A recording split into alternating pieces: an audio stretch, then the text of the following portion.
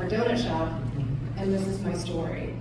And I'll also say, like, people in Hollywood, people love to say no. Also, they're like, oh, this isn't big enough, this is too American, this is too small, this is too whatever. And I heard all of these stories with the Donut King. But then I got stories from the UK. And she says, okay, I'm not American, and I'm Pakistani, but that could have been my mom in the kitchen. Stories from, stories shared from Australia. So your story, however small, actually the smaller the story, kind of the bigger the reach. The smaller the story, the more universal it is. I'm curious, like, how you actually overcame some of that. You know, as a woman, Asian American, and then also in the film industry, sometimes there's a bias against. How did you overcome some of the obstacles, even maybe something like the Donut King and these other movies that are amazing? What was the things that, in terms of your mindset? Or... All sorts. I think it was a little bit of, I'm stubborn for one, I don't like failure for two, three, it was maybe a little bit of a fever dream that once that bug hit me, there was no stopping. Although there were plenty of days that I called friends and I said, am I going to be the only person that finds this story interesting? Are people going to accept it? This is an almost 80-year-old man who's not famous, who speaks broken English, he's like a grandpa. Is this going to appeal to people? So of course you have these questions because self-doubt, at least for me, it's just a normal part of life. Even if you are determined to make it and to do it, the self-doubt is always there. But I will say that I'm surprised that the film and the story took off in ways that I could have never imagined. What do you think it is, and for the last question, what do you think are the elements of a great story? Because you're saying, oh, this is something that needs to be known. What were those themes or focus points that you felt, man, this is going to be so good? You know, I think it was a very personal thing for me. It was instinctual. When I read his story, it's about a Cambodian who came, escaped the Khmer Rouge, came to America, spoke no English, was penniless, and within years was a millionaire. And the good and the bad that came with that, the rises and the falls. Right in, I closed my mind to chase the trends, made the jump before someone else did. I wish that I could go back now, be okay outside the crowd, yeah. Love myself and mean it, brave enough to lean in, wish I hadn't kept my distance, grew up with some pieces missing. Is it too late to call you home? I'm sorry, Tokyo.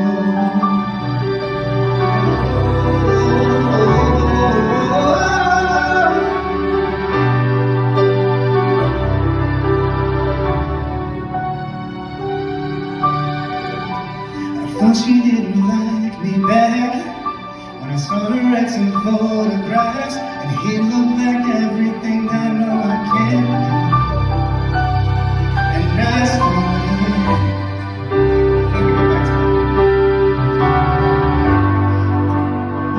let's go that one over again. I thought she wouldn't like me back when I saw her write some photographs, and he looked like everything I thought I can do. And I let myself get so blinded by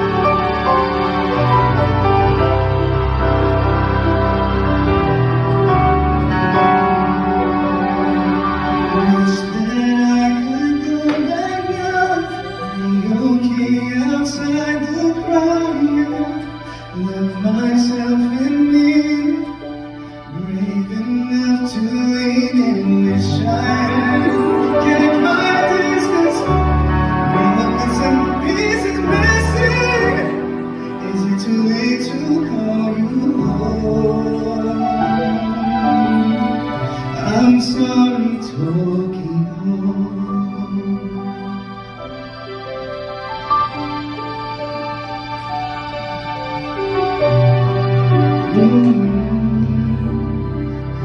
I'm sorry, Tokyo.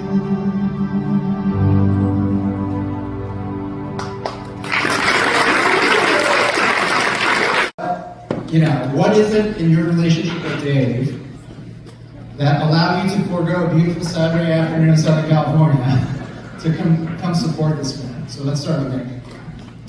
My name is Nick Roach. What do we start with? I'm already here for you. Oh, right. I'll be honest, I mean, the very, very short form is that I think that my first time that I met Dave is still the single most memorable turning point and most substantial turning point that I experienced in life, which was having somebody see me and tell me who I was, and not just leave me with that, but how to start to grow in that and live that out. And so I think that anytime there's an opportunity to share anything related to that and the power of it, I'll be there. Well, just exactly the same thing. It's true though. I think Dave was the first person to say, tell me who I was. And, it's been a long journey discovering what he was talking about. I think a lot of us can laugh at that because Dave sometimes can say things and you're like, you're a crazy man. But thank you for seeing that in me. And then, over the years, I've known Dave for a long time. Those things start to become a piece of you, and then you can actually move into that. And a big piece of that was family for me. I think Dave redefined what family was, and this journey of X has been just invaluable for me. So anytime there's an opportunity for Dave to even touch on story, I'm like the first one with my hands up. It's amazing.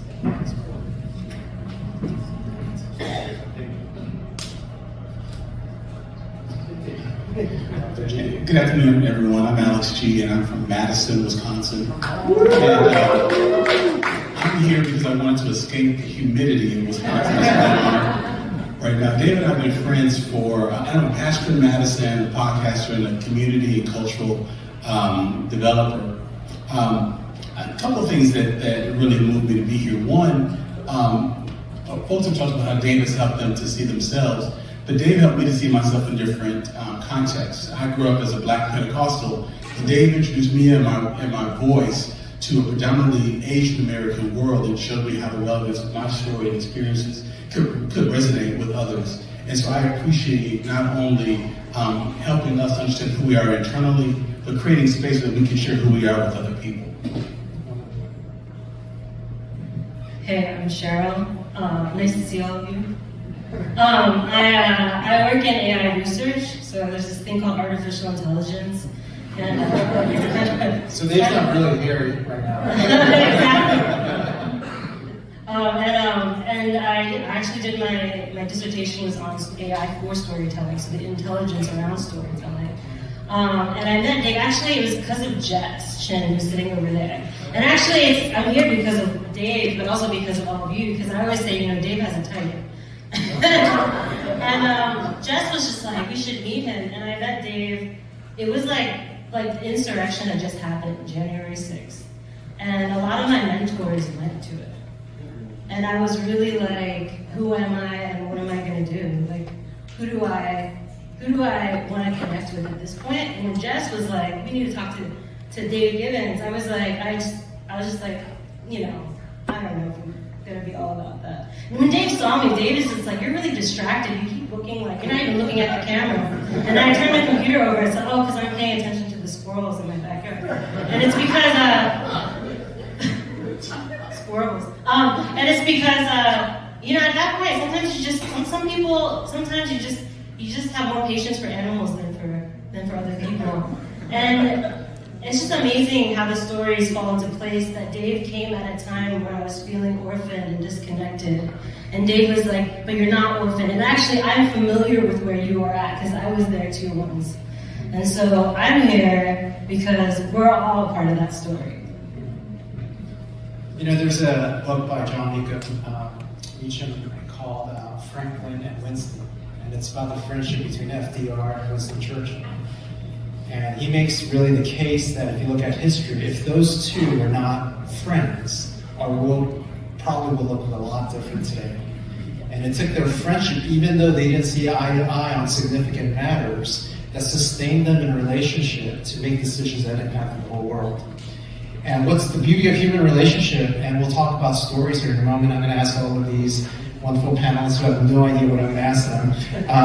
The question is it's the power of relationship. I think we're all here because we know somebody who knows somebody.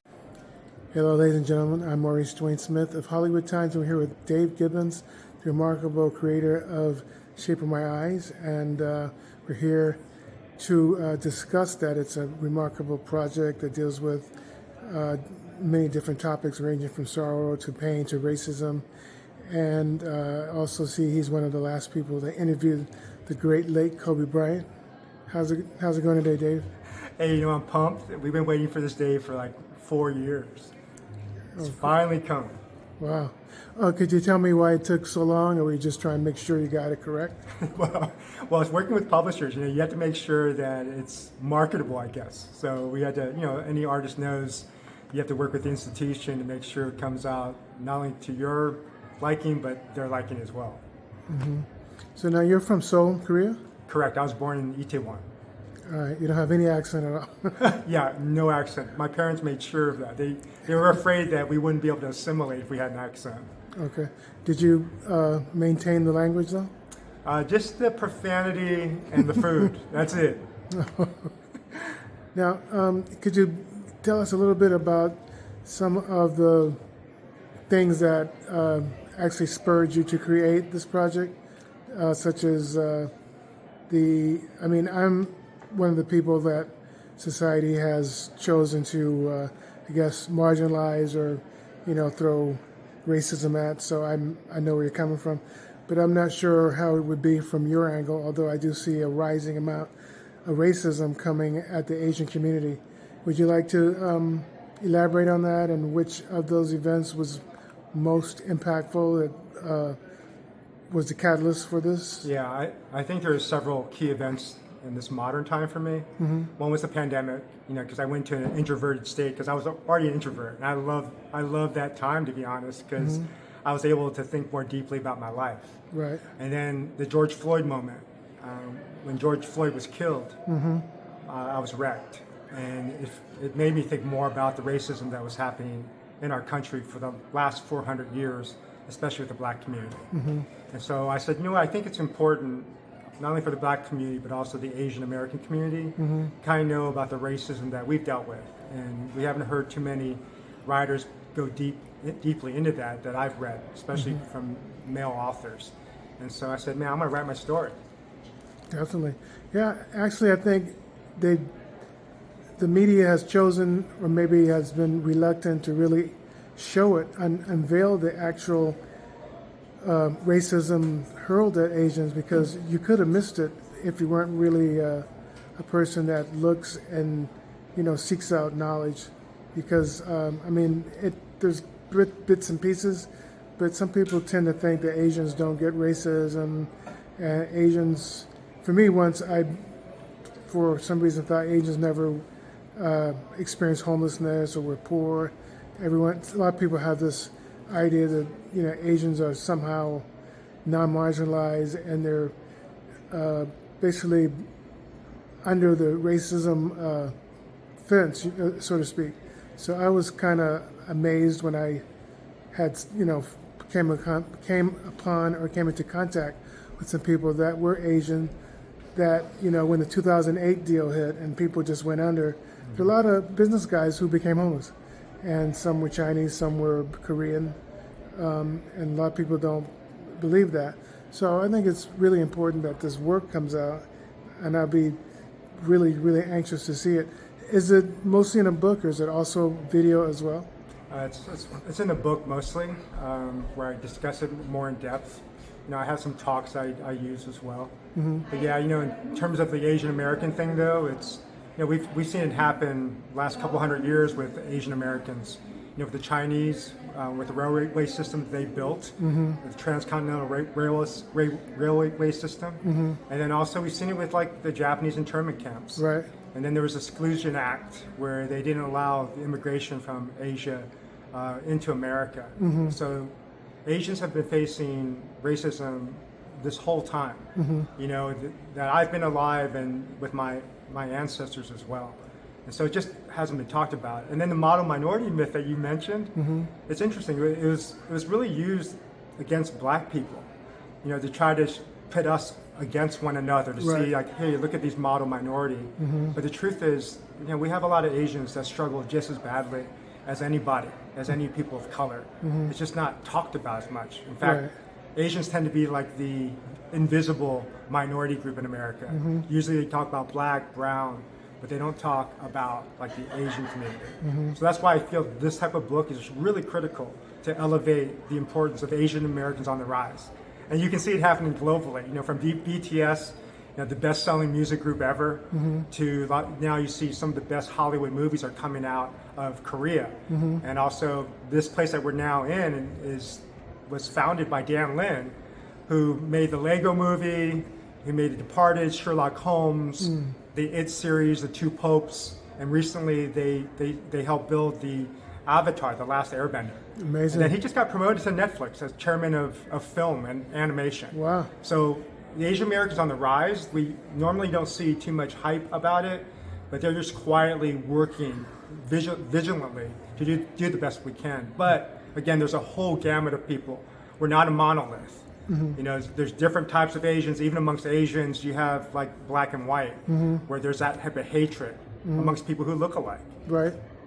There's so much similarity between blacks, I guess, and other races too, because there's light-skinned blacks who have a problem with dark skin, vice versa, and believe it or not, for the longest, blacks who felt that so-called pure-blooded blacks from Africa were different or strange, and vice versa. So there's all this animosity coming from differences, when, in my opinion, everybody should be, like everything else in science, attracted to the opposites.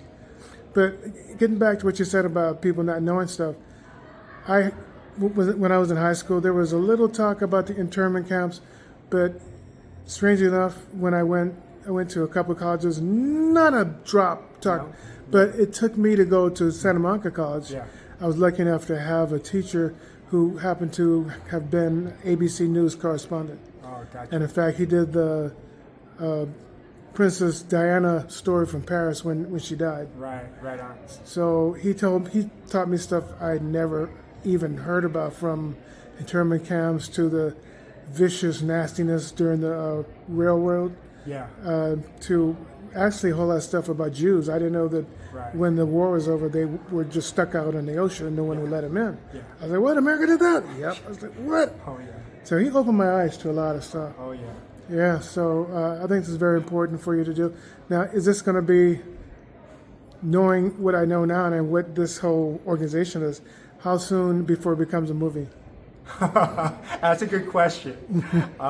People are looking at it now, so we'll see what happens. I don't know. It'd be beyond my dreams if it did. Well, I mean, your guy is right there from Netflix now. So you got a big N right there. But, I try not to manipulate it, or use that as an advantage. But, yeah, we'll see. Yeah. So now how would people, what's the most important aspect of your work and this knowledge that you want people to take from the work that you're presenting? Yeah, this book, The Shape of My Eyes, it's really written to those who are looking for home. I feel we have a generation of people that don't know where they belong. Mm-hmm. Everything's very tribal now. We're canceling each other. Even if there's a person of a different political persuasion, we don't know how to be civil and respect one another. Mm-hmm. So I want to try to create a home by this vision of my story, of how do we do this when you had people that were very different from one another. So my prayer is that it be a book that helps inspire hope and healing. Very good. Now, one of the last things I want to ask you, and a lot of people look at me like I'm a heretic, but I have to ask this question. Yeah, man. Because I think I'm one of the few people who think about it. Yeah. I keep hearing that the nation's so divided now, and I'm like, Well, it looks like the same thing to me that's always been was. going on. Yeah. The only thing now It's is just there's exposed. political rhetoric Yeah. to try to control Totally, people. totally. And it's like, why can't anyone see that but me? I can't be that smart. I can't be. No, But you know what I'm saying, right? No, you're right. It was always there. It's always there. It's just being more visible. It's more blatant right now. Right. I think Trump helped inspire that, and was catalytic when he just tells it like it is. But to me, it's a frightening moment, though. In the sense that it's out there, but it's kind of ugly. Mm-hmm. But I think it's important that people see how ugly it is. Mm-hmm. I read a stat, man, that they said right now, 12 million people are willing to resort to violence if their candidate's not elected. I know that is different. Yeah, that's different. That's 4.4% of the American population. Yeah, yeah. That's crazy. But I think that only came about, just like you said, that people feel that they can get away with it. They're more emboldened now to voice their racism, whereas before they shake your hand. Exactly. Act like they and love then you. talk under the you freaking nigga. Exactly. You're exactly. freaking this and that. But now they're like, they do it. They have a circle. They have a Yeah. demographic to belong to. Sure. They're positively reinforced for doing it. Yeah. So. No, but you're I'm right. I'm glad. If nothing else happens today, I found someone that believes like I believe. Right on. It's always been divided. It's always been there. It's never been different. And again, the black community's been facing for 400 years. Mm-hmm. And so so I honor like any type of civil rights I enjoy today, is because my black brothers and sisters who fought for me. Yeah, thank you so much. But you guys are coming in there, tearing the door down too. Because I've seen some groups, Asian groups. I can't remember quite the name, where it says Asians for blacks or Asians against black racism. So there's Oh yeah, there's a lot of we're but, allies. But like you said, some people want us to be against each other. Oh yeah. They don't want cohesion whatsoever. No, we stand together. A lot of my Asian American community, we're standing with you.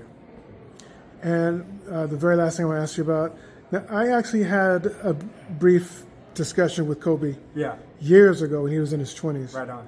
But believe it or not, it wasn't about anything other than just amino acids. Right. I was telling him, you're real young, you got that teen spirit going on, but if you hooked up your knowledge with your genetic persuasion, Yeah. and learned about aminos and branched chain aminos, no, I just want to keep everything natural. Yeah. I'm like, this is natural. You just once you find out, you're opening up a freaking whole new dimension. Sure. So I think he did it because I don't know, but I just think that his game changed. He became stronger, much more durable, especially during the last quarters, than his counterparts. They'd be standing around pretending not to be winded, and he'd still be coming. But I can't take credit for it. But that was what he and I spoke about. We spoke about aminos. I see. The L-arginine. physical aspect of his body. Yeah, we spoke about CoQ10. None of these he was aware of. And even his trainer from the Lakers, he didn't know about it. Yeah, right. Well, that's great that you had a conversation with him about that. Yeah, that was our cool. conversation was more about like his values, how he was changing as a man, and as a father and husband, and as a player. He was shifting careers at the time, right before he died. We were looking to partner together, our company possibly with his company. Wow. So we had this private meeting with him, and so I asked him some questions. We interviewed him, and he said, first of all, he felt like he wants to focus more upon being a good dad. So he said his competitive edge came out, where he said, how people line up to pick up their kids? He said he wanted to be the first one to pick up his children. So he says that was his goal, every day to beat this one person. Wow. And so that was beautiful to me. He said he wanted to be there for his kids when they came home. He wanted to pick them up.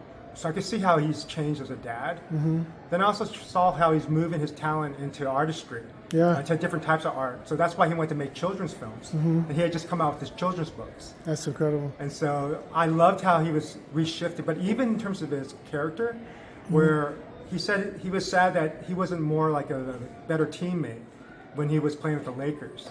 He said he should have listened more and paid more attention to his team. So I thought, man, this guy is growing. Yeah. And he's willing to admit it. That's cool, yeah. That whole new metamorphosis. But I interviewed his dad also. Yeah, right. And I was told, don't talk too much about his dad. Kobe to his father, at the time they had some sort of estrangement. And Yeah. they weren't that close at the time when he was the coach for the LA Sparks. But, he was cool. But I just wish that I could have, found a way to get them together, or whatever. But I got a feeling that they hooked it up towards the end.